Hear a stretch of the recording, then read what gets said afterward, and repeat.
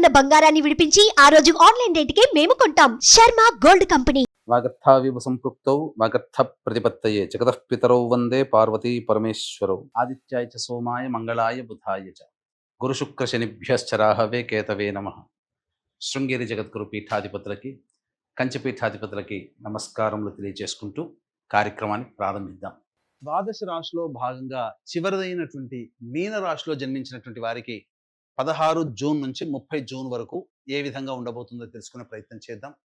ముఖ్యంగా రాశిలోనే శని యొక్క సంచార ప్రభావం, ప్రతి పని యందు కూడాను అలసత్వము, అజాగ్రత్త, అభద్రత, ముఖ్యంగా చెప్పాలంటే బద్ధకం, అన్ని తర్వాత చూసుకుందామనే ఆలోచనతోనే అంది వచ్చినటువంటి అవకాశాలని సద్వినియోగపరచుకోలేకపోతారు ఈ యొక్క మీన రాశిలో జన్మించినటువంటి వారు. ముఖ్యంగా మీ ఆరోగ్యం పట్ల కూడా శ్రద్ధ వహించాల్సినటువంటి పరిస్థితి. ఎప్పుడు మంచిగా ఉన్నప్పటికీ ఏదో ఒక అనారోగ్య సమస్యతో సతమతం అవ్వాల్సిన పరిస్థితి గోచరమవుతుంది. ఇక 12వ ఇంట రాహువు ప్రధానంగా చూసుకున్నట్లయితే విదేశీయానం, విదేశీ విద్యకు అనుకూలించేటువంటి సమయం కాబట్టి విద్యార్థులకి చక్కగా విదేశీయానానికి సంపూర్ణంగా అనుకూలంగా ఉంటుంది. ప్రయత్నం చేయండి. కోరుకున్నటువంటి ప్రదేశంలో, యూనివర్సిటీలో మీకు ప్రవేశం లభిస్తుందని చెప్పవచ్చు. శుక్రుడు కూడా అనుకూలంగా ఉన్నటువంటి కారణం చేత ముఖ్యంగా లక్ష్మి మీ ఇంటికి వస్తుందని చెప్పవచ్చు. అంటే ఏంటి? ధన రాబడి బాగుంటుంది. అలాగే రాని బాకీలు వసూలవుతాయి. ముఖ్యంగా ఇంట్లో ఉన్నటువంటి స్త్రీలు అనగా తల్లి, భార్య, పిల్లలు, చెల్లెలు, అక్కయ్యలు, తోటివారు, ఇలా స్త్రీలని గౌరవించడం ద్వారా చాలా ప్రశాంతకరమైనటువంటి జీవితం, కుటుంబ పరంగా కూడా ఆనందంగా చక్కగా జీవించడం అనేటువంటిది ఉంటుంది. అన్ని విధాలుగా యోగదాయకంగా ఉంటుందని చెప్పవచ్చు. ఇక్కడ అర్ధాష్టమ రవి, అర్ధాష్టమ గురువు, ఇది కాస్త అనుకూలంగా ఉండదు. చేస్తున్నటువంటి వృత్తి ఉద్యోగాల్లో మార్పులని మీరైనా కోరుకుంటారు, యాజమాన్యమైనా కోరుకుంటుంది. కాబట్టి ప్రతి దానికి కూడాను మానసికంగా సంసిద్ధత వ్యక్తం చేయండి. కష్టములు ఉంటాయి, కానీ దైవానుగ్రహాన్ని పొందే ప్రయత్నం చేయండి. గురువు కూడా అనుకూలంగా లేని కారణం అయితే ఇట్టి గురువు అనుకూలంగా లేకపోవడం మరియు మూఢమి కూడా ఉన్నటువంటి కారణం చేత పూర్తిగా దైవబలం లేకుండా ఉండడం, తద్వారా సమస్యలకి ఎక్కువగా కష్టపడాల్సినటువంటి పరిస్థితి సమస్యల పరిష్కారం కోసం. ఒక బుధుడు మాత్రం మీకు ప్రధానంగా గృహ సంబంధమైనటువంటి సమస్యల్ని తీరుస్తాడు. 22వ తారీఖు వరకు అనుకూలంగా గురుడు ఉంటాడు. కానీ మళ్ళీ 23వ తారీఖు నుంచి ఆ బుధుడు కూడా అనుకూలంగా లేడు. కాబట్టి రాని బాకీలు వసూలు కావడం కష్టము. 23వ తారీఖు నుంచి డబ్బులు ఎవరికి అప్పుగా ఇవ్వకండి. శిరో సంబంధమైనటువంటి, నర సంబంధమైనటువంటి ఇబ్బందులు ఎదుర్కోక తప్పదు. ఇక కుజకేతుల యొక్క సంచారం సంపూర్ణముగా మీకు అనుకూలంగా ఉండడం. ఈ సమయంలో మీకు జరిగేటువంటి ఒక గొప్పది ఏంటంటే ప్రత్యర్థులపై మీరు విజయం పొందుతారు. ఒక రకంగా మీరు చేసేటువంటి ఏ ప్రయత్నం ఉంటుందో ఆ ప్రయత్నం మీరు శత్రువులుగా భావించాలి. ఆ సమస్యల్ని మాత్రమే శత్రువులుగా భావించాలి. ఆ సమస్యలపైన విజయ దుందుభి మీరు మ్రోగిస్తారు. కోర్టు సమస్యల్లో మీకు అనుకూలంగా తీర్పు వచ్చే అవకాశం ఉంటుంది. ఇతరులతో సంప్రదింపుల ద్వారా సమస్యల్ని పరిపూర్ణం చేసుకోగలుగుతారు. తద్వారా అన్ని విధాలుగా కుజకేతుల యొక్క సంచారం మీకు అనుకూలంగా ఉంటుందని చెప్పవచ్చు. ఇక ఈ రాశిలో జన్మించినటువంటి మహిళలకి గతంలో కంటే కూడా ఎక్కువగా శుభ ఫలితాలు కలుగుతాయి. కుటుంబ సభ్యుల యొక్క సహాయ సహకారాలు సంపూర్ణంగా ఉండడం, అన్ని విధాలుగా మిమ్మల్ని కాలు కింద పెట్టకుండా అన్ని సహాయ సహకారాలు మీకు జరుగుతాయి.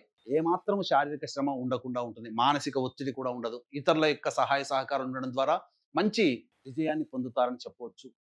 ధన రాబడి బాగుంటుంది. వృత్తి వ్యాపారాల్లో కూడా మీరు ఊహించిన దానికంటే ఎక్కువగా ఉంటుంది. ఉద్యోగస్తులు అయితే చాలా చక్కగా ఉంటారు. ముఖ్యంగా ప్రభుత్వముతో పనిచేస్తున్నటువంటి మహిళలైతే, ప్రభుత్వ పరంగా ఆదాయాన్ని పొందుతున్న మహిళలకైతే అన్ని విధాలుగా విజయం పొందుతారు. అన్ని విధాలుగా చాలా బాగుంటుందని చెప్పవచ్చు. ఏ తర్వాత ఈ యొక్క మీన రాశిలో జన్మించినటువంటి వారికి సాధారణం కంటే ఎక్కువగానే శుభ ఫలితాలు. కాకపోతే రవి, గురువులు మరియు బుధగ్రహ సంచారం అనుకూలంగా లేదు. కాబట్టి దైవానుగ్రహాన్ని పొందే ప్రయత్నం చేయండి. ఈ యొక్క మీన రాశిలో జన్మించినటువంటి కాంట్రాక్టర్లు, బిల్డర్లు ఎవరైతే ఉంటారో ప్రభుత్వం నుంచి రావాల్సినటువంటి సొమ్ము వచ్చే అవకాశం ఉంటుంది. గురు మూఢము ఉన్నటువంటి కారణం చేత వివాహ ప్రయత్నాలు చేసుకోవచ్చు, కానీ వివాహ సంబంధాలు, నిశ్చయాలు, లగ్న పత్రికలు రాసుకోవడము, సంతానపరంగా సంతానం పొందడం కోసం చేసేటువంటి గర్భధారణ ప్రయత్నాలు చేసుకోకుండా ఉండడమే మేలనేటువంటి విషయాన్ని గమనించుకోవాలి.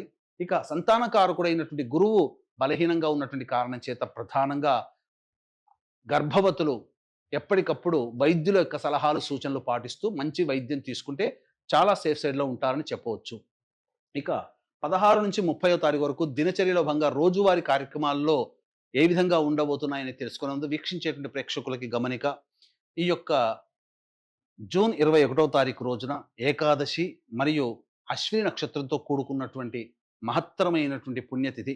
ఇట్టి ఏకాదశి తిథి రోజున మీ జాతకరీత్యా కలుగు విద్య, వివాహ, ఉద్యోగ, దాంపత్య, అనారోగ్య సమస్యల నివారణకి మరియు మేష, మిథున, కర్కాటక, సింహ, కన్య, వృశ్చిక, ధనస్సు, కుంభ, మీన రాశుల్లో జన్మించినటువంటి వారికి శనిదోష పరిహారార్థమై సర్వదోష నివారణ పూజలు, హోమాలు అనేటువంటి జరిపించడం, మరీ ముఖ్యంగా నవగ్రహాలకి సంబంధించి సంపూర్ణ నవగ్రహ శాంతి మీ గోతనామాలతో జరిపించి శక్తిపాతము చేయబడినటువంటి శంకరుంగలి మాలని మీకు అందివ్వడం జరుగుతుంది. అవకాశం ఉన్నటువంటి వాళ్ళు కార్యక్రమ తదనంతరం కాంటాక్ట్ చేసి మీ గోత్రనామాలు నమోదు చేసుకోవచ్చు. ఇక చూసుకున్నట్లయితే 16వ తారీఖు రోజున అన్ని రంగాలలో ఉన్నటువంటి వారికి, వృత్తి, ఉద్యోగ, వ్యాపార అన్ని రంగాలలో ఉన్నటువంటి వారికి ఆదాయం చాలా చక్కగా ఉంటుంది. ఖర్చుకు మించినటువంటి ఆదాయం లభించడం ఆనందకరంగా ఉంటుంది. విందులు, వినోదాల్లో సంతోషంగా ఉంటారని చెప్పవచ్చు. 17, 18వ తారీఖుల్లో మానసికమైనటువంటి ప్రశాంతత లోపిస్తుంది. ఏ పని చేయాలన్నా ఆనందంగా ఉండరు.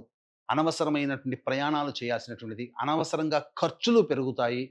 ఏ పని యందు కూడాను ఆసక్తి ఉండదు అని చెప్పవచ్చు. ఒక వృధా కాలయాపన, ఒక జిగ్జాగ్ లాగా ఉంటుంది. అన్ని పనులలో కొన్ని ఆటంకాలు అనేటువంటివి ఉంటాయి కాబట్టి జాగ్రత్తలు పాటించండి. 19, 20వ తారీఖుల్లో చూసుకున్నట్లయితే పెండింగ్లో ఉన్నటువంటి పనులను పూర్తి చేసుకుంటారు, సంతోషంగా ఉంటారు, ధనరాబడి బాగుంటుంది. విందులు, వినోదాల్లో పాత మిత్రులతో కలిసి పంచుకుంటారని చెప్పవచ్చు. 21, 22వ తారీఖుల్లో మీ యొక్క కుటుంబ సభ్యులతో వాగ్వివాదాలు జరిగేటువంటి అవకాశం ఉంటుంది. ధన నష్టం కూడా సూచిస్తుంది కాబట్టి జాగ్రత్తలు పాటించండి. సంతోషంగా ఉండడానికి ప్రయత్నం చేయండి. మనస్సు ప్రశాంతంగా ఉండదని గమనించాలి.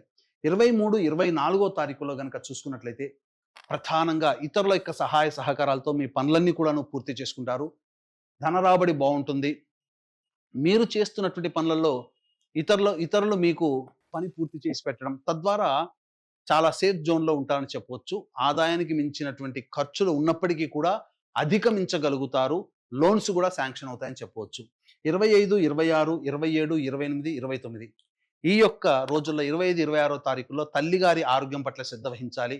ప్రభుత్వ పరముగా దండనలు వచ్చే అవకాశం ఉంటుంది కాబట్టి వాహనాన్ని నడిపేటప్పుడు జాగ్రత్తలు పాటించాలి. అలాగే గృహ మరమ్మతులకి, వాహన మరమ్మతులకి ఖర్చులు అధికంగా ఉంటాయి, జాగ్రత్తగా ఉండండి. ఖర్చులు కూడా ఉంటాయని చెప్పవచ్చు. 27, 28, 29 తేదీల్లో ప్రశాంతత లోపిస్తుంది, వృధా కాలయాపన ఉంటుంది. మీ ఆరోగ్యం పట్ల శ్రద్ధ వహించాల్సినటువంటి పరిస్థితి. ఇక 30వ తారీఖు రోజున అన్ని విధాలుగా అన్ని రంగాలలో ఉన్నటువంటి వారికి విజయం సంప్రాప్తమవుతుంది. ఏదైతే మీరు కోరుకుంటారో 30వ తారీఖు రోజున దానికి సంబంధించినటువంటి శుభవార్తలు వింటారు. అలాగే ధనరాబడి బాగుంటుంది, ఖర్చుకు మించిన ఆదాయం లభించడం, తద్వారా అన్ని రకాల సమస్యల్ని పూర్తి చేసుకుంటారని చెప్పవచ్చు. తర్వాత చెప్పొచ్చేది ఏమిటంటే 17, 18, 27, 28, 29 ఈ తేదీల్లో జాగ్రత్తలు పాటించండి. ఇక ఇప్పుడు ఈ యొక్క మీనరాశి వారికి రోజువారీ కార్యక్రమాల్లో వచ్చేటువంటి సమస్యల పరిష్కారం కోసం ప్రతిరోజు కూడా నవగ్రహాల చుట్టూ శివాయ నమః అంటూ 27 ప్రదక్షిణలు చేసి ఈశ్వరుని దర్శించడం, అలాగే ఈ కాలభైరవాష్టకం, దత్త అష్టకం రోజుకి 3 సార్లు పఠించడం చేస్తున్నట్లయితే చాలా మటుకు సమస్యలు తగ్గుముఖం పడతాయి. ఇప్పుడు చెప్పినటువంటి సమస్యల కంటే కూడా ఇంకా మీరు ఎక్కువగా సమస్యలు ఎదుర్కొంటున్నట్లయితే దగ్గరలోని మంచి ఉపాసనాపరులైనటువంటి జ్యోతిష్యులని సంప్రదించి వారి సలహాలు, సూచనలు కనుక పాటించినట్లయితే మరింత మెరుగైనటువంటి జీవితాన్ని పొందుతారని తెలియజేస్తూ సర్వం శ్రీ ఉమామహేశ్వర పరబ్రహ్మార్పణమస్తు.